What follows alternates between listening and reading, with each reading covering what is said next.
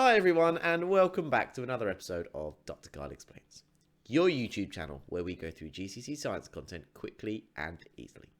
Today we're going to be going through electrolysis of molten compounds. Now I have had this requested several times on my TikTok account to go through electrolysis, so I thought I'd do a YouTube video on it so that people can come on and load this up whenever they feel like. So let's grab a pen, grab some paper and let's go ahead and jump in. Okay then, so really quick recap. You absolutely have to understand this topic first before moving forward with electrolysis. So how can ionic substances conduct electricity? So a quick reminder, an ionic substance is a metal and a non-metal. So something like sodium chloride, metal, non-metal, it's ionic. Or you could have something like magnesium chloride or calcium fluoride, something like this. There's your metal, there's your non-metal, so it's an ionic compound. Now again, quick reminder, an ion, and if you're not sure how to form these or about ionic bonding, please go through my playlists on bonding and structure. But an ion is something with a charge. So Na plus is an ion, Cl minus is an ion. Na by itself is not an ion. So it has to have either a positive or a negative charge for it to be an ion. Now, why is this so important? So how can ionic substances conduct electricity? So when molten or dissolved, what happens?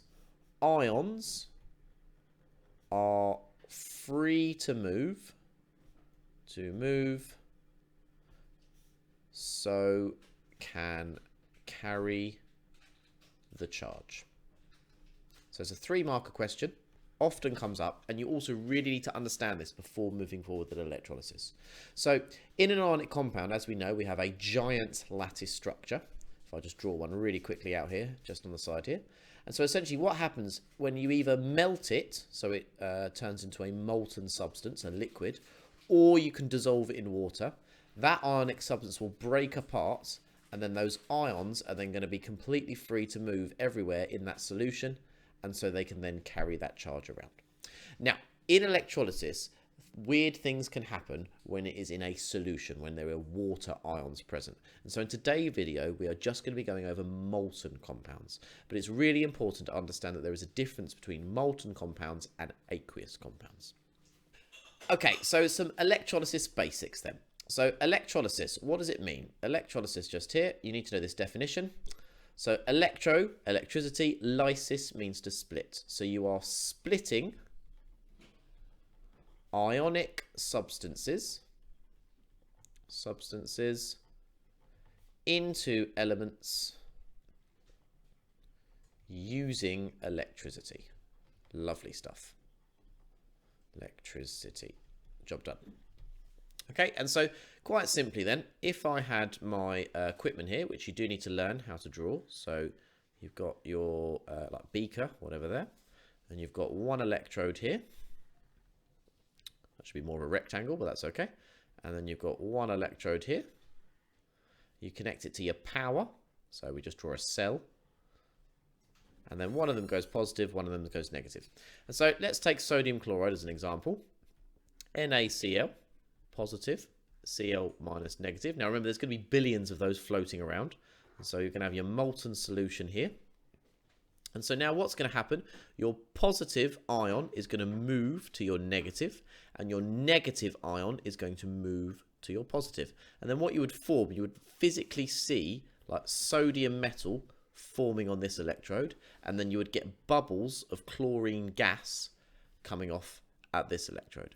Now, the only last thing you need to know is we need to know that the positive one is the anode and the negative one is the cathode. And then you would just label up that that's your power just there. And then the way to remember the difference between the positive anode and the negative cathode is panic. So positive anode, negative is cathode. Okay, now you're probably unlikely to get a question that says which one is the anode, which one is the cathode, but it might be something that comes up in a question and they might use the words anode and cathode. So it's a really good idea just to know that the positive one is the anode, the negative one is the cathode. And so essentially the real basics of electrolysis is the sodium ion will move to the negative because opposites attract, and the chloride ion will move to the positive because opposites attract. Okay, so let's have a go then, and let's explain why copper forms at the negative electrode.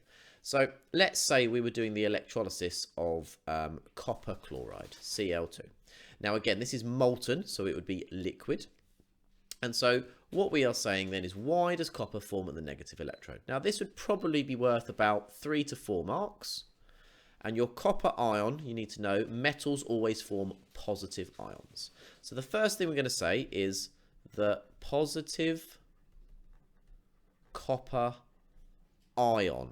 Okay, now it's really important to say ion because it is the ion that moves. You might also want to say that it's a positive 2 charge ion because you've got your 2 Cl chlorides on it.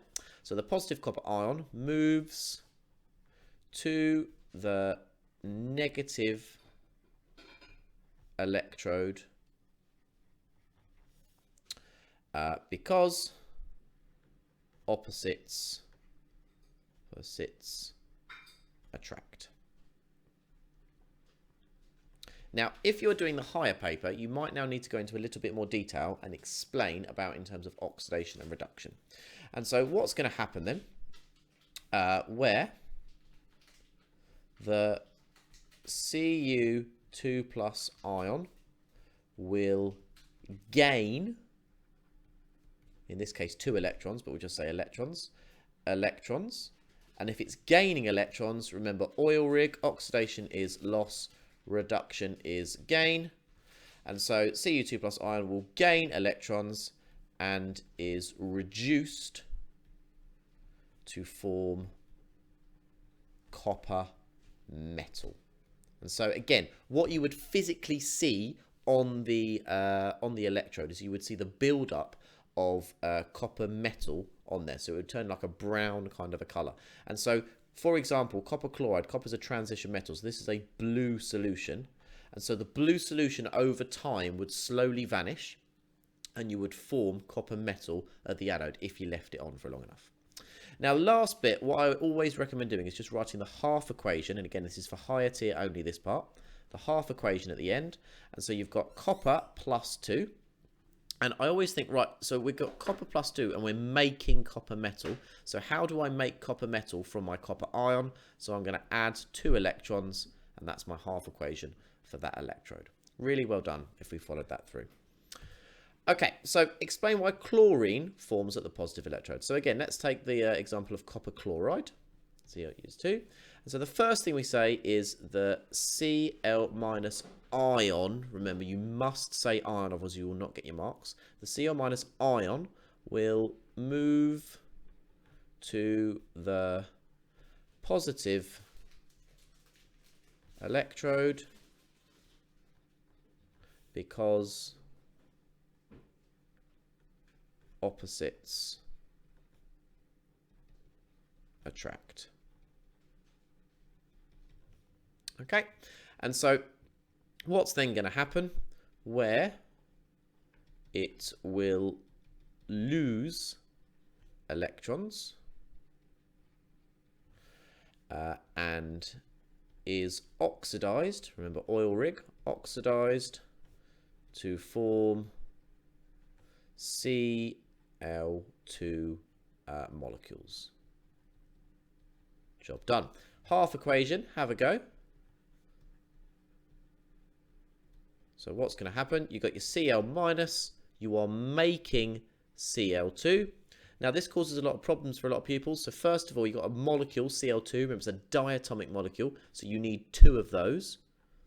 Okay, sometimes that causes a few things.